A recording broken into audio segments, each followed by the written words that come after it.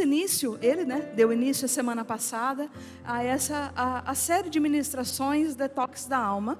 E ele esteve falando sobre o quê? Sobre procrastinação, sobre preguiça, sobre deixar para depois. Olha aí e fala assim, nada de deixar para depois. Na verdade, o princípio da mudança, não é? Para haver uma mudança tem que ter o nosso querer. Sem querer, gente, não acontece nada na nossa vida. Não é? Se nós não estivermos determinados em buscar alguma coisa, elas de fato não vão acontecer. Nem a dieta, nem a oportunidade de um emprego, se a gente não estiver disposto a ir atrás disso. Então nenhuma mudança acontece se a gente não estiver disposto. Querer mudar, repete assim comigo, querer mudar é o princípio da mudança. Então, assim como o nosso organismo, não é, precisa de detox por conta das alimentações, das medicações, dos produtos químicos que a gente é exposto, a gente vai acumulando essas toxinas, então precisamos nos limpar. Igualmente também é com a nossa alma, não é? E assim como o nosso corpo vai ficando inflamado, não é? A toxina no nosso corpo vai gerando essa inflamação. Vamos dizer que espiritualmente também vai acontecendo a mesma coisa. No nosso corpo, como é que a gente sabe que a gente está inflamado? Você sabe dizer como é que a gente sabe que o nosso corpo está inflamado? Não é? Fala assim, com dor de cabeça constante, com inchaço, com estufamento, com falta de energia, com dor em diversas partes do corpo, com imunidade baixa, sempre adoecendo. E qual é o problema? Quando o nosso corpo está adoecido, a nossa alma está adoecida, por quê? Porque nós somos um espírito, repete comigo, eu sou um espírito que possui uma alma. Dentro da nossa alma está a nossa mente, o nosso intelecto, as nossas emoções e a nossa vontade, ok? E habitamos num corpo, certo? Quando alguma dessas áreas, o nosso corpo ou a nossa alma está adoecido, então tudo acaba ficando o quê? Tudo acaba ficando comprometido. É muito difícil alguém conseguir orar com enxaqueca. Você já tentou orar com dor de cabeça? Já tentou? Consegue? Gente, coisa louca. Não dá. Então, da mesma forma como acontece no nosso corpo, não é? O nosso espírito, a nossa alma, quando ela está adoecida, também acaba comprometendo, ou seja, ela acaba ficando inflamada. Existem problemas que são de ordem física, química. Por exemplo, se eu me esquecer, hoje é um típico dia que eu vou consultar ali bastante, tá, gente? Você deve saber que eu tenho um problema de hipotireoidismo. Fiz os exames, esses dias atrás eu estava trombando com as coisas e vendo que eu estava esquecendo de algumas coisas, mesmo dormindo. Minha vitamina B12 está baixa, então eu esqueço das coisas muito facilmente. Troco palavra, coisa vergonhosa. Mas acontece. Amanhã resolverei isso com a graça de Deus, fazendo suplementação. Então, às vezes, você pode achar que é demônio, não sei o quê. Não, não é. Apenas o nosso físico que está precisando ser cuidado e amparado. Então, como que nós sabemos que a nossa alma está inflamada, que a nossa alma está intoxicada? Quando nós temos pensamentos, crenças, emoções, que não estão alinhadas ao princípio da palavra de Deus. Quando eu mesmo, sabendo a verdade, não consigo reagir mediante a verdade. Quantos de nós sabemos que precisamos perdoar? Sabemos. Mas a gente fala assim, não vou, não é justo. A gente dá 1000 desculpas, mas a gente não quer saber de perdoar aquela pessoa. Nós estamos com uma pendência dentro de nós e não queremos liberar aquela pessoa do mal que ela nos causou, da forma como ela nos prejudicou, e mantemos o quê? Isso no nosso coração, mesmo que a gente saiba que seria, né, a verdade, que é a palavra de Deus, que nós deveríamos perdoar. É fácil perdoar, gente? Não. A gente só fala que é fácil perdoar quando a coisa não é para o nosso lado. Conta aí, fala assim, a gente só fala que é fácil perdoar quando a coisa não é para o nosso lado. Então o que nós precisamos prestar atenção? As nossas ações, a gente pensa, deixa eu ver como é que eu vou falar com o fulano ali, e etc e tal. A gente planeja como é que a gente vai chegar em determinado lugar, não é? A gente faz todo aquele esquema, mas as nossas reações, elas são automáticas. Tem gente que fala assim, bateu, levou. Você já escutou essa expressão? Não é? Fala assim, não é você. Alguém por aí, né? Ele falou isso uma vez na vida. Não, comigo é assim, pau é pau, pedra é pedra e acabou. Não é? Não tem conversa. Quando na verdade a Bíblia fala o quê? Que nós devemos ser mansos e humildes. Fala assim, oi, boa noite. Tudo bem com você? Não é? Bem por aí. Então, nós sabemos a verdade, mas ainda enfrentamos dificuldade para reagir mediante a verdade.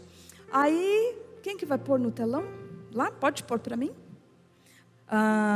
Se você, aí a doutora Rosana Alves é uma neurocientista, ela é cristã.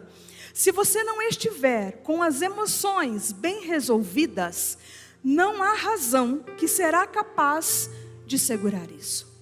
Então, quando as nossas emoções, elas não são saudáveis, elas não estão saudáveis, ainda que a gente saiba da verdade, nós não vamos conseguir reagir mediante a isso.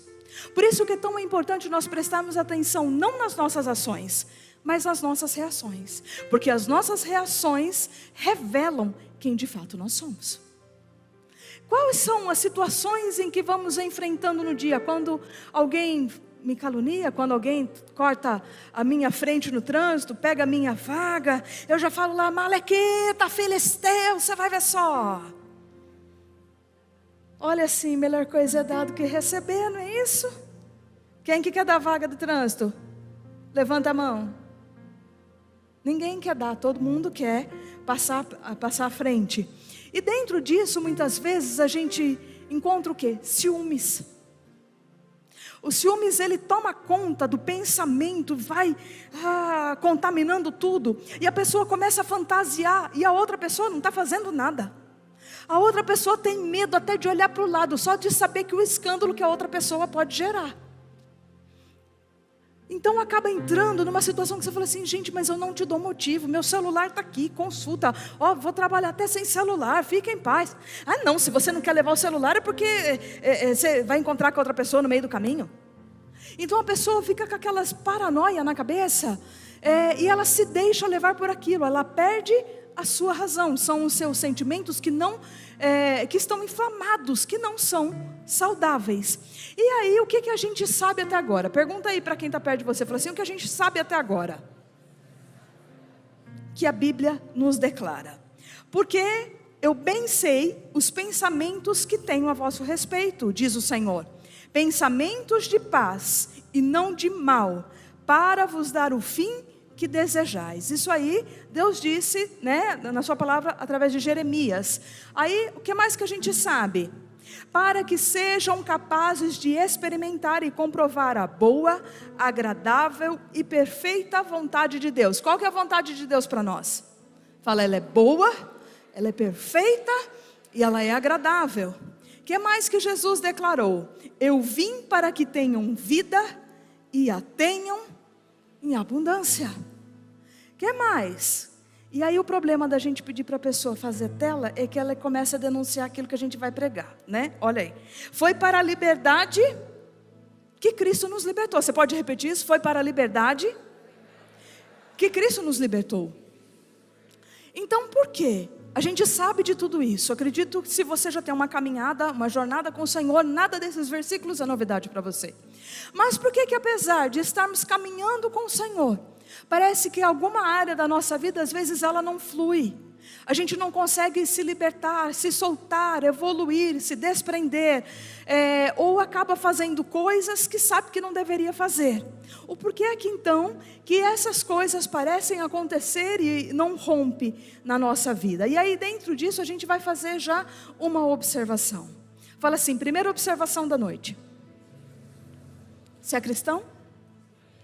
Então como cristão, fala assim, eu sou cristão. Como cristão, a gente entra na vida de Cristo, não é Cristo que se encaixa na nossa vida. Nós nos adequamos à realidade da palavra de Deus na vida em Cristo. Não é Cristo, peraí, aqui eu quero Cristo, aqui eu não quero Cristo. Se eu sou cristão, eu tenho que me adequar a Ele. Qualquer desculpa minha, qualquer argumento meu, é simplesmente orgulho e arrogância da minha parte para não obedecer ao Senhor. Não existe justificativas. Conta aí, fala assim, não existe justificativa. Porque se a nossa justificativa fosse boa, a gente já teria sido eleito querubim. Não é o que me parece nessa noite. Eu não tô vendo. Você está vendo aí algum querubim perto de você? Olha aí para o lado, vai que de repente tem algum querubim aí. Teve umas asas grandes. Não, a gente ainda não chegou nesse nível. Então fala assim, todas as minhas desculpas são mera arrogância, orgulho e desobediência. Então, como cristão, repete comigo, como cristão, eu tenho que me adequar a Cristo, à realidade da vida de Cristo. A segunda observação, fala assim, segunda observação, a boca fala do que está cheio o coração. Não é que, só que as setas, elas surgem primeiro aonde? Na nossa mente. Efésios declara o quê? Que os dardos do tomando sobretudo o escudo da fé, com o qual podereis apagar todos os dardos inflamados do maligno. Por que é inflamado, gente? Você já teve unha inflamada? É um cantinho, né? Que parece que está o corpo inteiro doendo. Algo desse tipo. Por quê? Então que ela é inflamada? Porque é algo que dói. Mas essa seta vai direto para o coração? Não, essa seta vai primeiramente na mente. Se a gente acatar, se a gente permitir, é que ela vai descer para o coração. Aí ela vai começar a ruminar e fazer um monte de coisa. E muitas vezes, por que a gente acaba acatando esse pensamento, essa seta inflamada? Porque o nosso inimigo, ele não é bobo. Ele é astuto, ele lança um pensamento na nossa mente, mas ele lança esse pensamento em primeira pessoa, como se fosse eu e você falando com a gente mesmo. Acho que não vai dar certo, acho que esse negócio aí, acho que não é para mim. E a gente não se dá conta que esse pensamento não é nosso, mas é uma seta inflamada do maligno para roubar a vontade de Deus da nossa vida. Por isso rejeita, analisa sempre o pensamento que está vindo, observa, peraí, está de acordo com a palavra? Não está de acordo com a palavra, porque em Cristo eu sou mais do que vencedor. Então eu já vou o quê? Rejeitar esse pensamento da minha vida, amém? Então o nosso primeiro detox tem que ser, na onde? Conta aí, fala assim, o nosso primeiro detox tem que ser na nossa mente. E é sobre isso que a gente vai falar hoje. Então aí a minha pergunta, como andam os seus pensamentos? Os seus pensamentos aí, eles estão firmes na rocha ou sobre uma corda bamba? Você sabe o que você quer, é firme no seu propósito, ou qualquer brigadeiro já te rouba o foco? E aí? Pergunta aí, fala assim, você anda firme na rocha? Ou qualquer distração, você já está aí chorando? Qualquer seta do maligno, você já está chutando balde, você já está desistindo. De 75% a 98% das doenças são originadas dos seus pensamentos.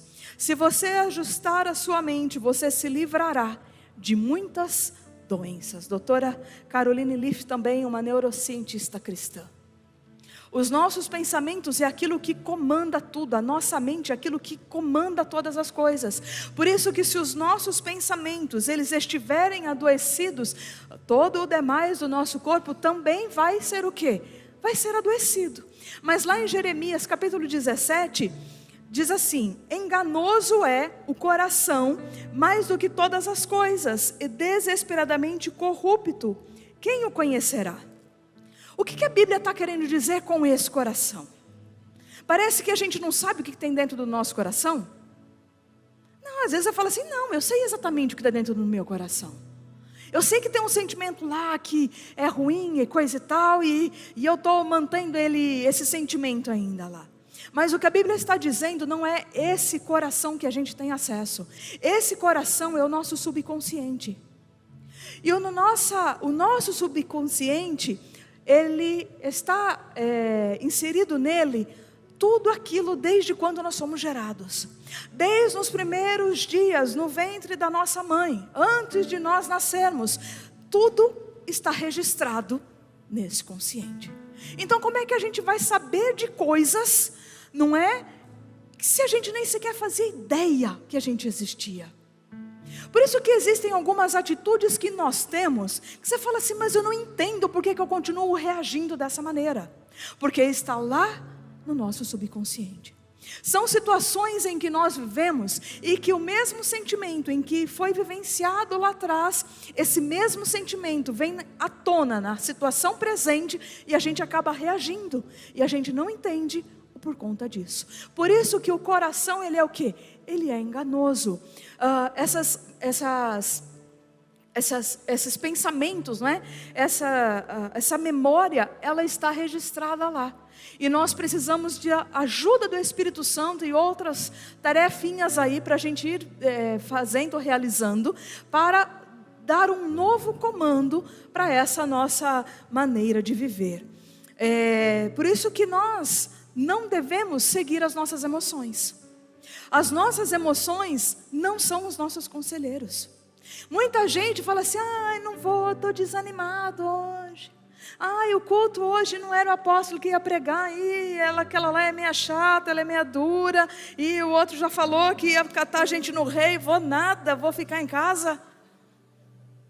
Você está vendo como é o negócio? E aí, não vou não. Então as nossas emoções, eles são apenas sinalizadores daquilo que nós estamos sentindo. As nossas emoções não são comandos para que a gente se baseie por eles para viver. A Bíblia fala o quê? Que o justo vive, não é pela emoção? E por que muitas vezes a gente se vê obedecendo a nossa emoção, seguindo a nossa emoção, seguindo o nosso coração, e não a fé? Como, por exemplo, o perdão. A gente sabe que pela fé a gente tem que perdoar, tem ou não tem? Mas a gente olha na nossa emoção e você fala assim, não vou perdoar não, eu vou matar essa pessoa, vou quebrar, deixa fulana chegar aqui para tu ver o que eu vou aprontar com essa pessoa. E aquilo que nós não aprendemos a dominar, acaba acontecendo o quê? Nos domina, como os ciúmes. Se o ciúmes ele começar a brotar, aquela seta inflamada começar a surgir, eu não paralisar aquele tipo de pensamento, eu vou dar vazão para ele. Gente do céu, a hora que a outra pessoa apareceu na porta, já está com a metralhadora para matar. Quem que é a pessoa? Por que você chegou atrasado? Nem estou atrasado. Mas a pessoa já fantasiou tanta coisa, tanta coisa, tanta coisa. Então ela se deixa basear o quê? Pelas suas emoções. Fala assim, mas eu sou filho de Deus, vivo por fé, e não pelas minhas emoções. Então esse é o princípio que nós devemos seguir. Não me importa quanta raiva eu sinta, quanta irritação eu sinta, quanta mágoa eu sinta, pois o que eu sinto não é uma base sólida para eu agir. Se eu agir com base naquilo que eu estou sentindo, é a mesma coisa que eu construir a minha casa sobre areia. Vai chegar uma hora que tudo desmorona. Por que relacionamentos muitas vezes desmoronam? Porque o casal não está vivendo dentro do princípio, mas está vivendo com base nas suas emoções. Com base nas emoções, mais cedo ou mais tarde, né? A Bíblia fala o quê?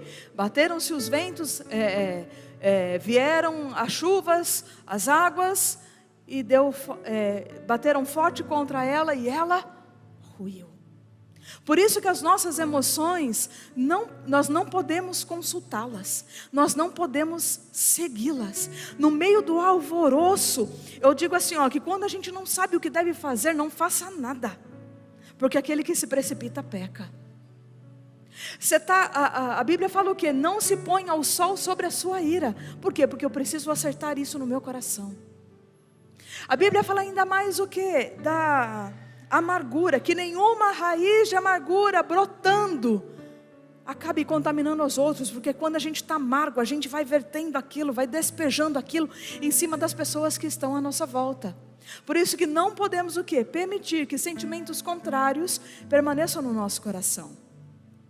E aí Jesus faz uma declaração: ora, quando estas coisas começarem a acontecer, olhai para cima e levantai as vossas cabeças, porque a vossa redenção está próxima.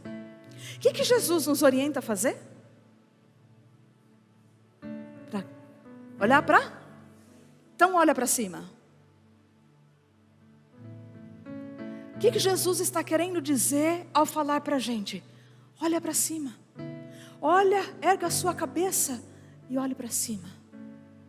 O Senhor está nos orientando a mudarmos a nossa visão, a mudarmos a nossa perspectiva. Porque muitas vezes nós estamos aqui nesse nível terreno, nesse nível natural. Nós nos deixamos basear por aquilo que os nossos olhos estão contemplando, ao invés de, peraí, deixa eu buscar qual é a ótica de Deus. Deixa eu me voltar para o Senhor e identificar o que Jesus, antes disso, peraí, Abraão, ele foi chamado para quê, gente? Aí ele estava onde? Em Ur, vou dar passar cola. Abraão estava morando onde? Ur dos Caldeus. Repete comigo, Ur dos Caldeus. E Deus Deus fala com Abraão e fala o que para ela? Abraão, sai da tua terra, do meio da tua parentela, da casa dos teus pais, para a terra que eu te mostrarei. Abraão obedeceu? Graças a Deus que ele obedeceu, levou Ló com ele, mas ele obedeceu. Abraão tinha 75 anos quando ele saiu de Ur dos Caldeus. Mas já passou pela sua cabeça a seguinte pergunta: mas por que Deus não abençoou ele lá? Por que Abraão tinha que sair do meio do seu povo, do meio da casa do seu pai, do meio da sua parentela, para uma terra que ele nem sabia onde é que ficava? Você já se perguntou isso? Deus ordena que Abraão saia da sua terra, porque ali ele estava preso a costumes, preso a crenças. E essas crenças muitas vezes o que? Nos limita. Você acha que não teve assim umas 3 dúzias de pessoas que virou e falou para Abraão: Abraão, tu é louco, tu vai sair daqui do lugar que você já está tão acostumado, que sua família está toda aqui, para sair para obedecer uma voz que você não viu, que você não sabe de onde veio, nem muito menos quem é, e não sabe essa terra nem aonde fica. Então Deus tira o Abraão dali. Para quê? Para que ele vá rompendo com essas tradições, com esses costumes, com aquilo que estava enraizado dentro dele. Então Abraão saiu com 75 anos. Quando Abraão tinha 86 anos, o que aconteceu? O que aconteceu quando Abraão tinha 86 anos? A sua linda esposa, maravilhosa, Sarai, dá uma sugestão para o cara: viu, pega minha serva aqui, Agar, e gera um filho nela, porque Abraão não vai rolar mau negócio não. Se Abraão, 11 anos depois de ter saído da terra dele, e ele já estava obedecendo a voz de Deus, ele conseguiu esquecer tudo aquilo que Deus tinha dito para ele, de que faria dele uma grande nação, e não seria pela serva, mas seria pela Sara. Ele já deu crédito. Imagina se ele tivesse permanecido em Ur dos Caldeus. Deus muitas vezes, para fazer coisas na nossa vida, precisa nos tirar do lugar que nós estamos. E a gente fica resistindo e insiste em querer permanecer neste lugar. Tem coisas que a gente não compreende porque as coisas não acontecem. Só que existem ambientes que nos mutilam, que ao invés da gente crescer, ao invés da gente desenvolver, a gente aflorar, não, a gente encrua. A coisa que fica amarrada fica aprisionado. E Deus não pode fazer enquanto nós não estivermos dispostos a romper com aquilo. E nós não temos que ter receios de desafios. Conta aí para quem está perto de você. Fala assim: você não tem que ter receio de desafio. Conta para o outro. Fala assim: você não tem que ter receio de desafio. Abraão, ele desafiou, né? toda aquela situação. Porque ele estava rompendo, mas ainda rompendo, ele se deixou levar. Quantas situações que nós sabemos que não é para nós e a gente se deixa levar pelas pessoas que estão à nossa volta, pelos comentários que fazem. Deus já falou conosco, Deus já nos deu orientação, a gente sai daqui, como eu disse, cheio de fé, porque a fé vem pelo ouvir a palavra, e a gente sai daqui cheio de fé.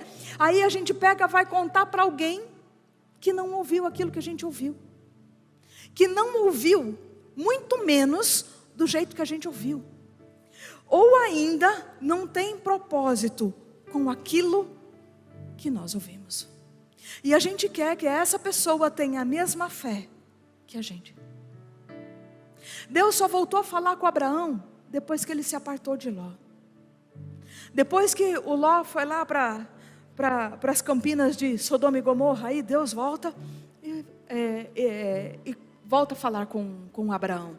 Porque falou para ele o quê? Sai da tua terra, da casa dos teus pais, sai da tua parentela. E o Abraão leva o Ló com ele. Ele obedeceu em partes. Conta aí, fala assim, não adianta a gente obedecer em partes. A coisa só acontece quando a gente obedece por inteiro. Então os desafios, eles vêm na nossa vida e eles servem para quê? Para que nós venhamos crescer, para que nós venhamos amadurecer, para que a gente venha evoluir. Então o ambiente em que nós estamos inseridos influencia as nossas decisões.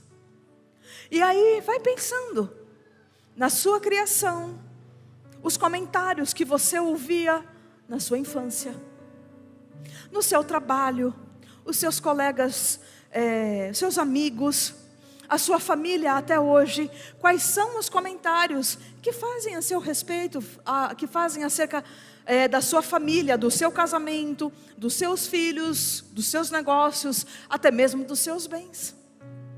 Vai observando, porque tem muitas pessoas que muitas vezes a gente luta para conquistar algo, luta para alcançar algo, e aí a gente está todo feliz, e aí a gente vai e conta para alguém aquela nossa conquista, e aquela pessoa faz um comentário que parece que a nossa conquista não é nada, e a gente que estava tão feliz, a gente murcha. E aí parece que aquela bênção que a gente lutou tanto para ter, de repente agora já não é mais tanta bênção assim. Por quê? Porque o local aonde nós estamos influencia as nossas decisões. O que Jesus disse? Conhecereis a verdade e a verdade vos libertará. Qual é a verdade acerca da sua vida? Quando nós conhecemos a verdade acerca da nossa vida, não aquilo que as pessoas contam, mas aquilo que Deus diz a nosso respeito, essa verdade nos liberta. Por isso que nós precisamos compreender as nossas histórias, precisamos entender as situações em que nós passamos.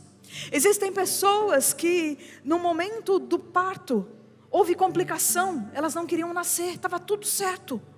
Mas na hora do parto teve um problema, virou, estava ali tudo encaixado, mas virou, estava com o cordão enrolado no pescoço, qualquer outra situação. E aquele momento trouxe o quê? Uma aflição, já trouxe uma marca naquele coração, no seu subconsciente. Medo do novo, medo de se expor, medo de uma nova realidade, aí a pessoa não consegue compreender, porque existem passos que não se consegue dar.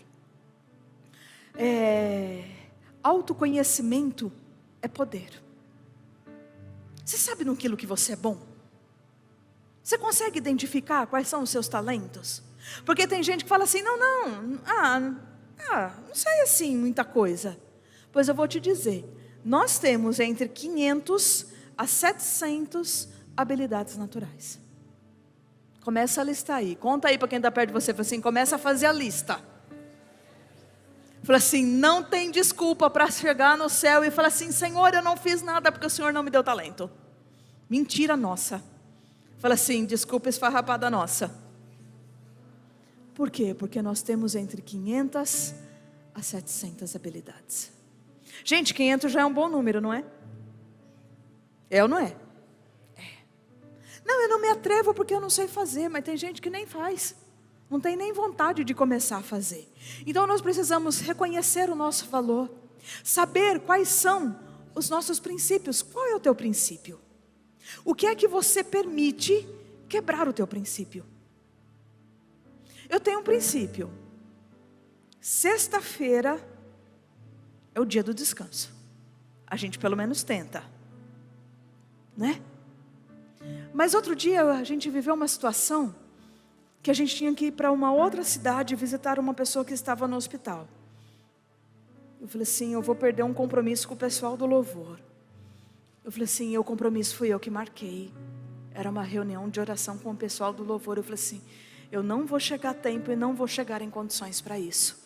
Eu falei assim, mas por esse motivo, eu quebro o meu princípio, porque isso é maior do que aquilo que eu estabeleci. Mas se tivessem me convidado para uma festa de aniversário, eu falei, oi Jesus, olha eu. Quebro não, por festa de aniversário não, eu já tenho um compromisso com a equipe do louvor. Qual é o teu princípio? O que é que você, porque tem gente que tem dificuldade de dizer não. Por que muitas vezes se tem dificuldade de dizer não? Porque não quer desagradar a outra pessoa. Porque tem medo de ser rejeitado se você falar não. Mas aí a pessoa vai lá, entenda o termo, se lasca inteiro, se bagunça a vida inteira, simplesmente porque não conseguiu dizer não. Então repete comigo, autoconhecimento é poder. Vai adiantar você não falar não e depois você ficar se remoendo, se torturando. Pronto, agora estou eu aqui, tudo lascado, cheio de coisa para fazer, porque simplesmente eu fui lá fazer tal coisa. Fui lá querer agradar o fulaninho, fui lá querer fazer tal coisa. E aí simplesmente agora estou eu aqui, sobrecarregado, com um monte de coisa para fazer. Qual é o teu limite? Quais são as tuas regras? Quais são os teus princípios? O que é que você se permite quebrar? Da mesma forma, quais são as suas fraquezas? Quais são os pontos que você não dá conta? Olha, eu tenho uma língua que dizem aí que quando morrer tem que ter um caixão só para ela. Fala assim, faltaram todos. Quem não falou, estou preocupada. Aleluia. O que é que a gente tem que fazer? Peraí, se eu sei que eu tenho um problema com a língua, que eu sei que eu falo demais e não dou conta de ficar quieto, o que eu tenho que fazer? A hora que alguém vem me falar de alguém, fala assim, não quero saber. Não, mas não quero saber, não conte comigo. Não, mas sabe o que é? É que eu quero contar para você, para a gente fazer, eu quero te passar um pedido de oração. Falei assim, isso não é pedido de oração, isso é fofoca. Eu não vou orar e vou contar para outra pessoa. Fala assim, crente não faz fofoca, mas faz cada pedido de oração. Né, gente? Tem coisa que a gente está fazendo fofoca e não está fazendo pedido de oração. Não, é só para compartilhar, para você me ajudar em oração, é nada. Porque a gente não aguenta segurar para a gente a história e quer envenenar. Então eu preciso saber o quê? Quais são as minhas limitações. Tem um ditado popular que fala o quê? Aquilo que os olhos não veem, você está afiado. O coração não sente, então melhor eu não saber. Não quero saber. Não, mas você sabe da última? Não quero nem saber da última e nem da primeira. Não me conte. Precisamos o quê? Guardar, precisamos saber quais são as nossas limitações. Quais são as nossas fraquezas? Igualmente o quê? O nosso temperamento. Você sabe qual é o seu temperamento predominante? A gente pode ter aí 2, 3 temperamentos, mas tem um que ele predomina. Você sabe que o meu é colérico, manso, só que não muito. E a pessoa contando minha pregação, eu estava ali e falei assim, cala a boca, criatura, fica quieto. Vai contar minhas coisas já, pelo amor. Por quê? Porque muitas das nossas atitudes estão ligadas ao nosso temperamento. E eu vou te falar, tem gente que acha que colérico não é convertido. É sim, gente. tá? Não tem pavio, já falei. Eu falei assim, que quem fala que colérico tem pavio curto é porque não quer acender o pavio do colérico já cedo. Mas gente, colérico não tem pavio, a hora que viu já explodiu. E a gente tem que sinalizar, opa, peraí, tô vendo que tô ficando nervoso, deixa eu cair fora. Por quê? Porque a hora que viu já chutou o balde, já falou que não devia, já fez coisas. Da mesma forma, a pessoa achar que os seus pensamentos depressivos, que os seus pensamentos, não quero estar no meio dos outros, é porque ela é uma pessoa depressiva. Não é só uma questão de temperamento. A pessoa é incrédula. Não, ela não é incrédula, é só uma questão de temperamento. Mas precisamos identificar qual é o nosso temperamento, para poder o quê? Alinhar e ajustar. Peraí, se eu sei que o meu temperamento é assim, então antes do pavio começar a acender, eu tenho que, recuar. Se eu sei que eu tenho um temperamento fleumático, melancólico, né? Meio devagar, mais reservado, mais pessimista, então eu preciso vigiar aquilo que vai sair da minha boca, porque tudo começa nos meus pensamentos. E se eu não identificar quais são os meus limites, eu vou acabar falando coisas, declarando coisas que não é aquilo que eu quero viver. Quais histórias você tem contado a seu respeito? Quando alguém pergunta para você contar a sua história, o que é que você conta? Tinha um desenho que passava na minha época, eu não vou lembrar o nome dele agora, para variar, mas o personagem dizia assim: ó vida, ó céus, ó azar. Conhece alguém assim? Se encontra o crente, o povo riu aí, lembra do desenho, lembra ou não lembra? Lembra, se alguém lembrar o nome, depois vocês falam. Você encontra com a pessoa, pensa assim: como é que você está? Está tudo bem? Na prova. Você é filho de Deus? Você não vive de boas novas? Não, estou na prova. Está sempre na luta, está sempre na perseguição, está sempre não sei o quê. Não, a gente não está na prova. Eu falei assim: eu estou de fé em fé. Olha aí para quem está perto de você e fala assim: não, a gente não está na prova. A gente está de fé em fé, vivendo os processos daquilo que Deus tem para as nossas vidas. Então, quais são as histórias que nós contamos a nosso respeito? E a Bíblia traz a história de um homem que estava há 38 anos no tanque de Betesda. Ok? Lembra da história daquele homem? Coxo. E aí chega Jesus perto dele e pergunta aquilo. Pergunta o que para ele? Viu? Você quer ser curado? E qual é o que foi que ele falou? Quero. Não. O que foi que ele falou? Ele falou assim: não, mas sabe o que é? Não tem ninguém que me coloca no tanque, sempre tem alguém que entra na minha frente. Há 38 anos ele contava aquela mesma história. Não tem ninguém que me coloque no tanque. Ele abraçou o vitimismo. E o vitimismo anda de mãos dadas com a procrastinação. Talvez na semana passada você não tenha se identificado dentro da procrastinação. Mas se você atribui culpa a outra pessoa, você está procrastinando sim, e você está debaixo de um espírito vitimista. Porque a vítima, a pessoa quando assume esse papel de vítima, os outros sempre são culpados, ela é nunca. Ela é sempre ilesa de toda a situação. Ela é sempre a santa, sempre a certa. Só vou te dizer uma coisa: você não vai dar conta a Deus da vida do outro, você vai dar conta a Deus da sua vida. Inclusive daquilo que você fez e faz em cada um dos seus dias. Olha aí e fala assim: a culpa nunca é do outro. Fala: a culpa é sempre minha, daquilo que eu escolho fazer, nas situações em que eu enfrento. Por exemplo, Deus não falou com Ezequiel até que ele se colocasse de pé.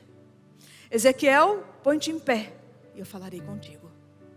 Tem gente que insiste em viver de uma maneira prostrada e fala assim: ai, Deus não fala comigo, eu vou na igreja, saio da igreja, ai, peço oração para os irmãos, até no final do culto vou lá, peço para o apóstolo, para ele orar, mas acho que ele não ora direito, viu? Acho que ele está até cansado de mim já. Deus falou assim: põe-te em pé, criatura. Jesus não morreu numa cruz para você ficar prostrado. Jesus nos deu autoridade para pisar serpentes e escorpiões. E o crente está lá: ai, dia, céus, a vida, azar, de luta em luta. Que sabe minha sogra? Sabe meu cunhado que é folgado? Ai, sabe o Zé? Ai, não sei por que eu fui casar. Tivesse visto antes. Agora a hora, jejua. Tem a pressa não. Quem está solteiro? Tem alguém solteiro? Ó, tem os meus solteiros até com medo de se manifestar agora. Veja bem. Veja bem. Né? Para todo sempre. Desse jeito. Já a mulher do fluxo de sangue, ela contou outra história. Ela estava 12 anos com fluxo de sangue. A Bíblia conta que ela já tinha gasto todo o seu dinheiro, todos os seus bens com médicos e ninguém pôde resolver.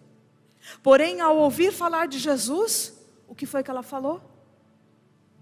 Se eu tão somente tocar em Jesus, eu serei curada. E ela ficou: se eu tão somente tocar em Jesus, se eu tão somente tocar em Jesus, se eu tão somente tocar em Jesus, se eu tão somente tocar em Jesus. E o que aconteceu? Ela toca em Jesus e ela é curada. Antes dela, alguém já havia tocado em Jesus e tinha sido curado? Não. Tanto é que na ocasião Jesus fala o quê? Opa, alguém me tocou. E o Pedro fala assim, o Pedrão: ah, Jesus, você está de brincadeira, né? Alguém tocou no Senhor? Veja bem, Jesus, não é por nada não, é uma pessoa só que tocou, Jesus. Todo mundo está tocando o Senhor, o Senhor não percebeu isso aí ainda? Aí Jesus assim: alguém me tocou, porque de mim saiu virtude. Pergunta aí para quem está perto de você: qual é a história que você está contando para você?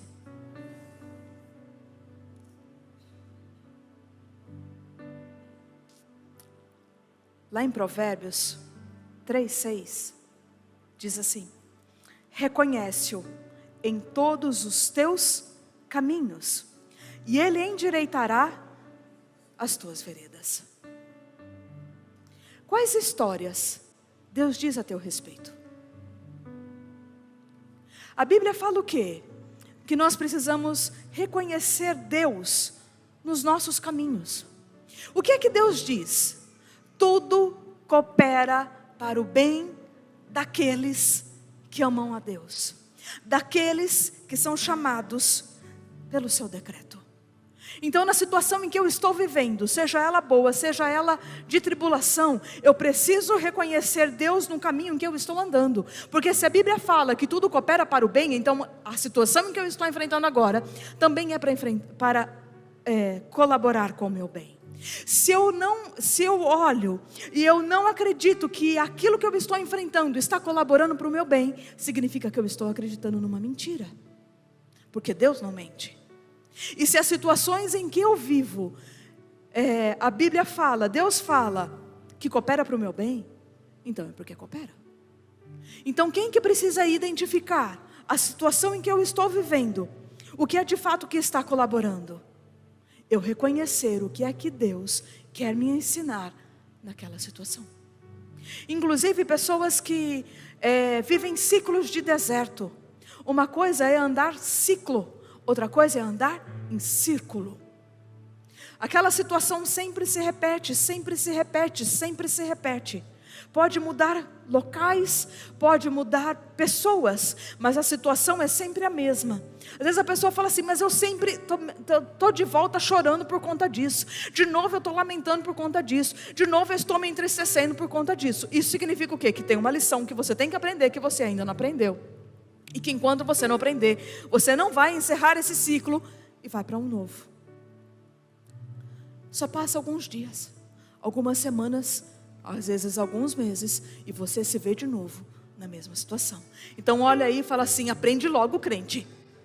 Fala assim: é de fé em fé. Fala assim: aprende logo. Então nós precisamos encontrá-lo na luta, para que Ele nos conduza a outra margem. Jesus fez a multiplicação dos pães, e falou para os discípulos, viu, entra no barco e vai para o outro lado, que depois eu vou encontrar com vocês.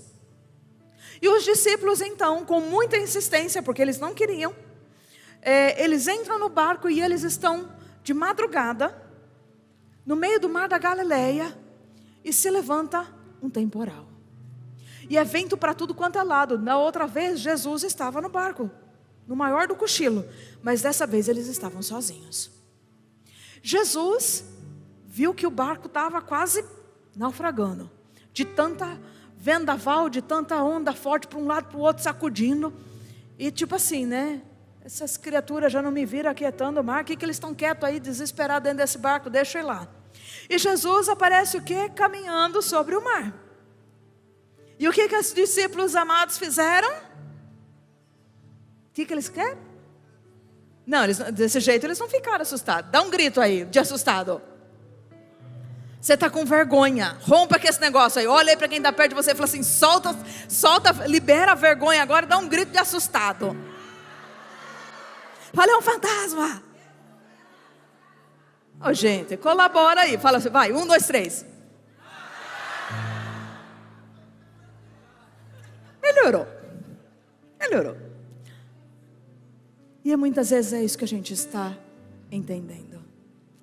Dentro das situações em que nós estamos vivendo, que Cristo vem ao nosso encontro, nós muitas vezes estamos assim, é a situação de novo, é o problema de novo. A gente não vê que é o Senhor trazendo um socorro para as nossas vidas. E eles gritaram o quê?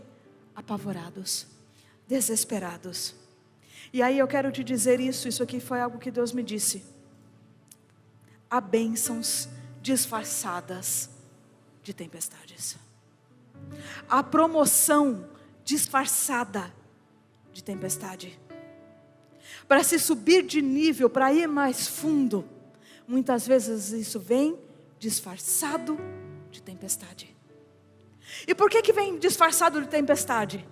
Justamente para a gente fugir, justamente para a gente não encarar. Os discípulos estavam no meio do mar da Galileia.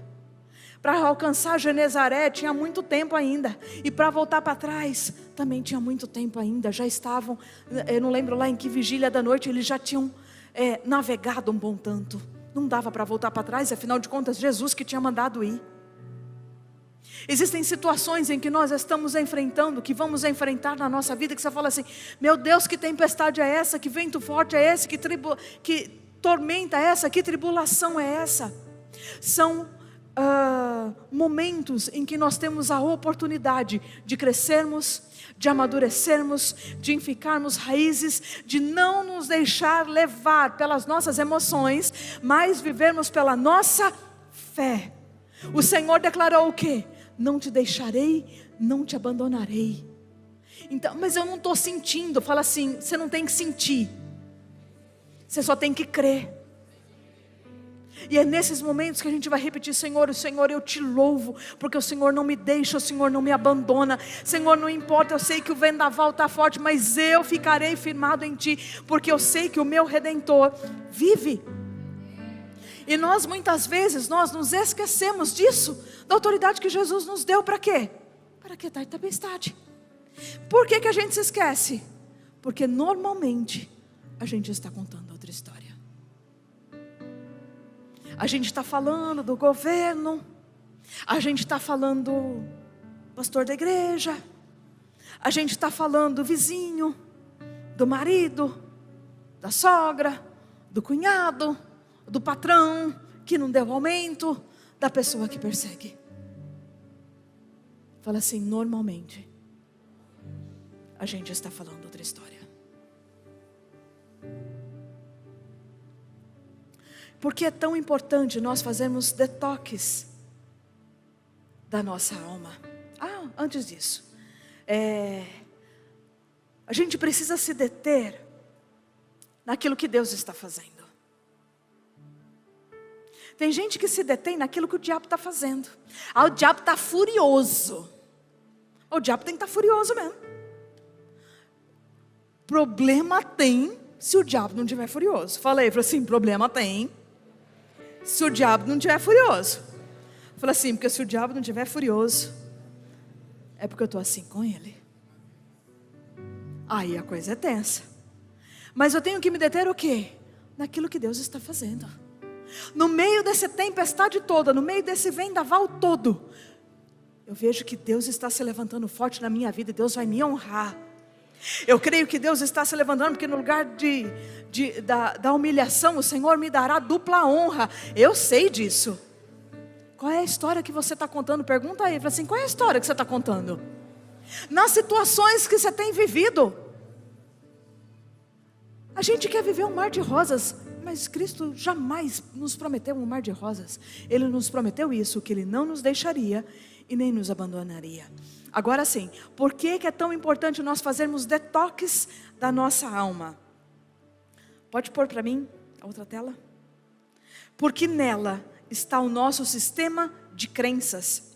E as nossas crenças moldam as nossas escolhas, que determinam os nossos resultados, as nossas colheitas, o nosso destino. Vamos repetir? Por que é tão importante nós fazermos detox da nossa mente? Porque na nossa mente está o nosso sistema de crenças. E as nossas crenças, aquilo que a gente acredita, molda as nossas escolhas. E as nossas escolhas determinam os nossos resultados. Então, para que eu venha mudar o meu destino, eu preciso fazer o quê? Eu preciso fazer o caminho inverso.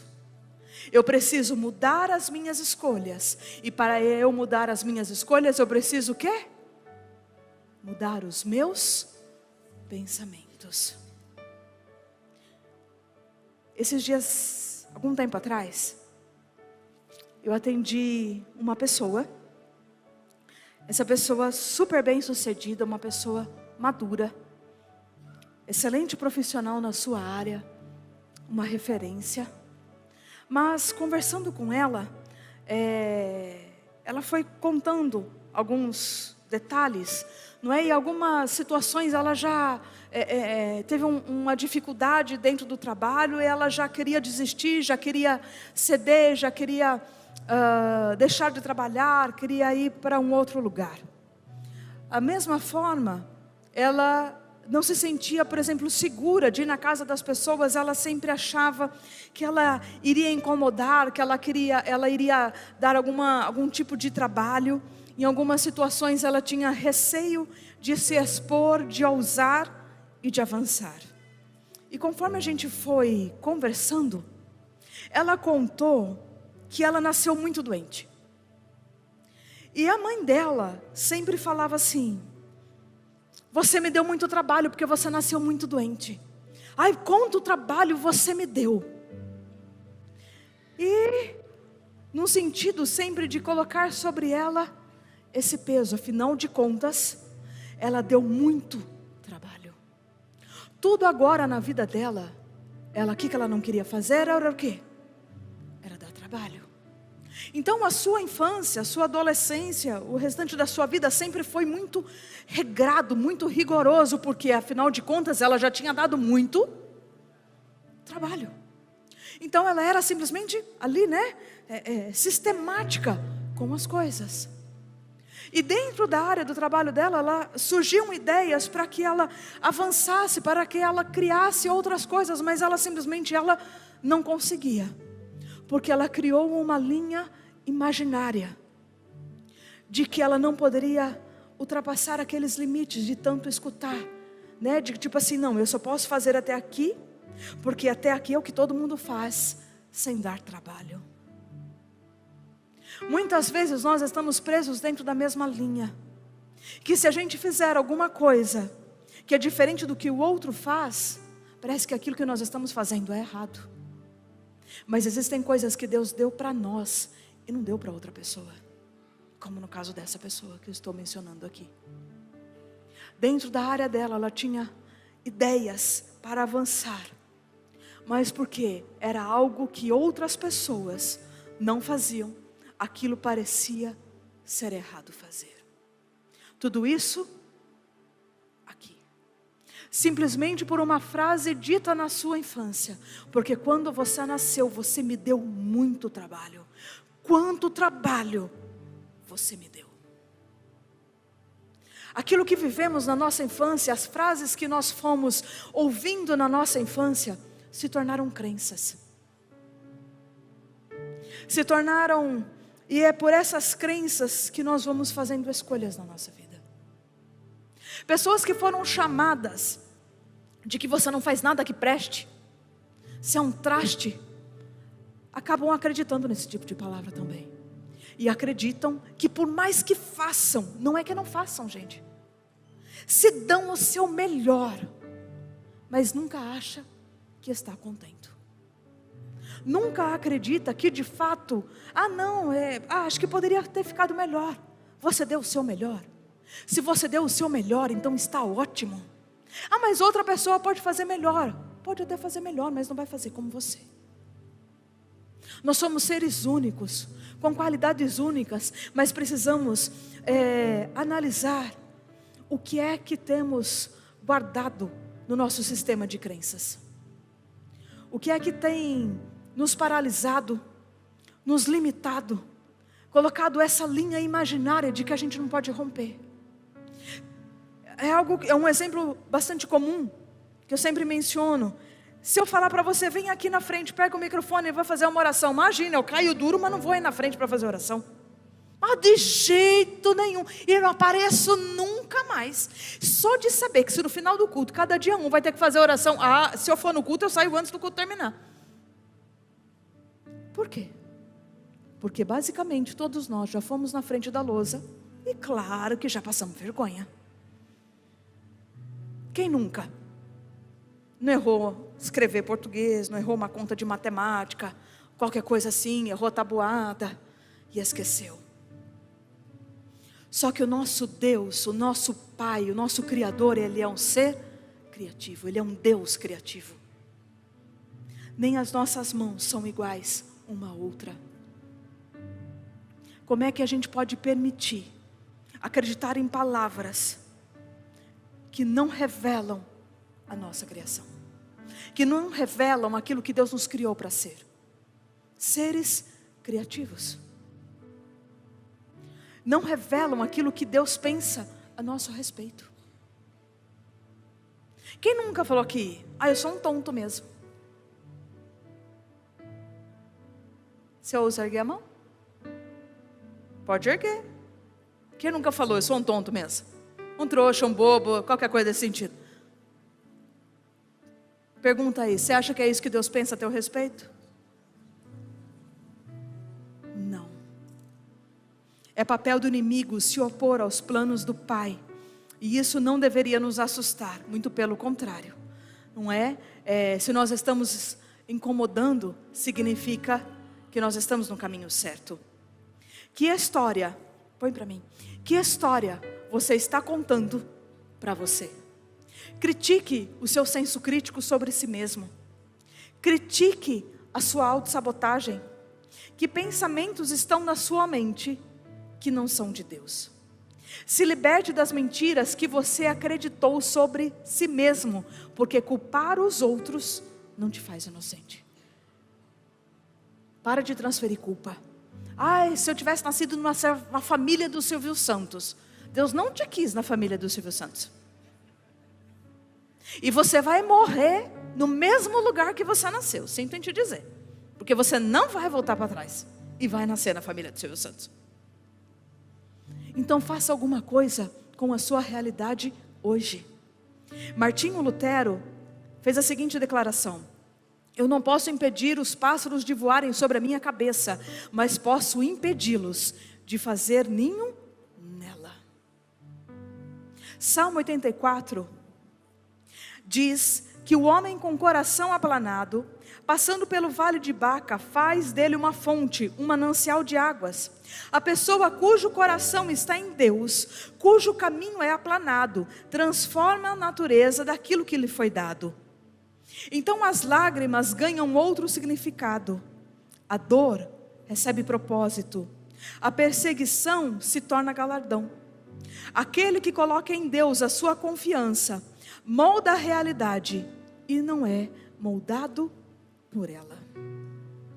A maior descoberta da minha geração é de que o ser humano pode mudar a sua vida modificando os seus pensamentos.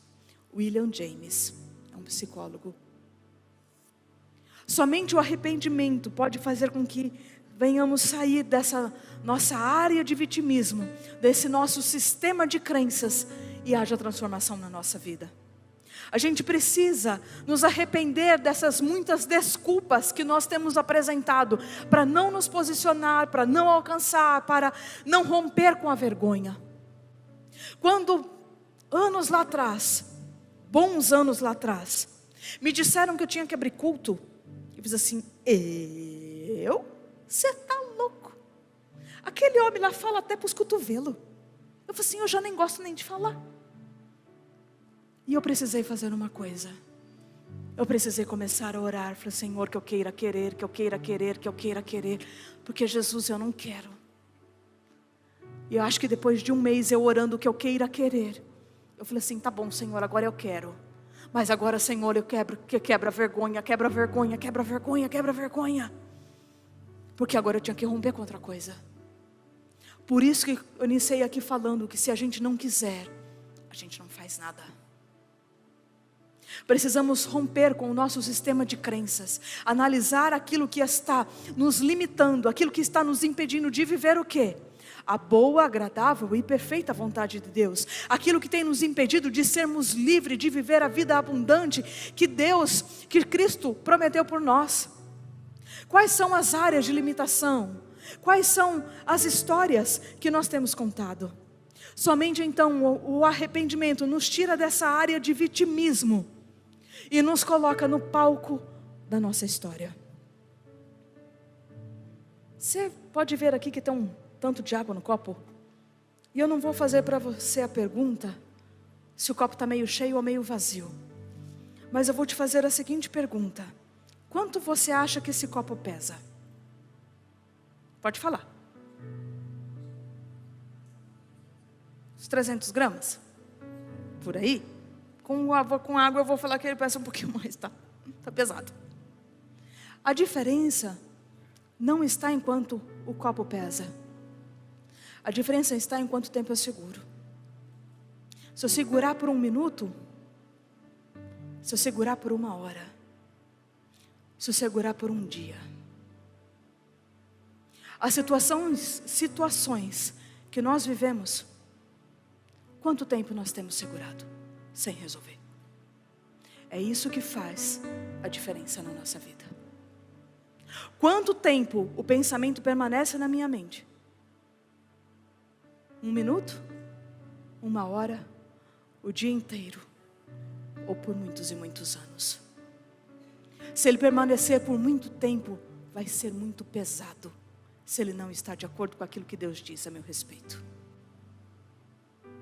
Repete comigo: somente o arrependimento pode me levar a um novo nível. Deus não olha a nossa história por um evento. Deus não olha a nossa história por uma fotografia. Deus olha a nossa história pelo filme. Deus não se detém em um processo. A gente muitas vezes se culpa por um evento de processo. Mas Deus olha para a nossa vida dentro de um todo. E Ele considera o processo. O que define alguém é o filme da sua vida. Que histórias você tem contado a seu respeito? Se preciso for, redite o seu filme. A hora é agora. Conta aí para quem está perto de você, fala assim: se for preciso, redite o seu filme. A hora é agora. Conta para outro, pessoal do louvor, redite o seu filme. A hora é agora. Vamos ficar de pé? Fala assim: Senhor, eu quero reeditar o filme da minha vida. Senhor, não, peraí, você não vai ficar repetindo não, você vai fazer a sua oração. Qual é a história que você tem contado para você? Quais são as desculpas, quais são os seus sistemas de crença que têm te limitado? É isso aí que você tem que pedir perdão agora. Se você tem atribuído culpa, Se você é como esse homem que estava há 38 anos no tanque de Betesda, falando assim: ninguém faz isso por mim, ninguém faz não sei o que, eu ajudo todo mundo e ninguém me ajuda. Saia desse tanque de Betesda. Jesus Cristo é aquele que é por nós. Nós vamos orar, amém? Se há motivos para você se arrepender, se você tem atribuído culpa, se você tem agido na procrastinação, agora entendendo dentro desse sentido, permitindo que os seus pensamentos te dominem, se os seus pensamentos não estão de acordo com a palavra de Deus, confesse agora: Senhor, me perdoa, porque eu me julgo incapaz, porque eu me julgo incompetente, eu me julgo inferior, eu me rejeito, Senhor. Senhor, eu abro mão disso agora, para receber os pensamentos do Senhor a meu respeito. Agora sim, coloca a mão sobre o seu coração. Senhor, a Tua palavra é lâmpada para os nossos pés, é luz, Senhor, para o nosso caminho. E quando nós andamos pela Tua palavra, nós não tropeçamos. Queremos, Pai, reeditar o filme da nossa vida e dar um novo fim, Senhor. Nós não somos as nossas falhas, nós não somos os nossos tropeços, nós não somos, Pai, aquilo que muitas vezes declararam a nosso respeito, de que a gente não podia, de que a gente era um sonhador, de que algo era demais, era muita areia para o caminhão, de que nós estávamos fazendo coisas que não estavam ao nosso alcance, ou que nós nos limitamos, Pai, com palavras que não dizem respeito à criação do Senhor para nós. Nos perdoa, Senhor, se assumimos por muito tempo uma postura de vitimismo, transferindo a outras pessoas, transferindo, Senhor, aos pais, transferindo a governo, transferindo, Senhor, a familiares, transferindo ao cônjuge a direção da minha vida. Senhor, nos perdoe por isso. Nós não vamos dar conta da nossa vida aos demais, a Deus, mas nós vamos dar conta da nossa própria vida, daquilo que construímos, daquilo que fizemos em cada um dos nossos dias.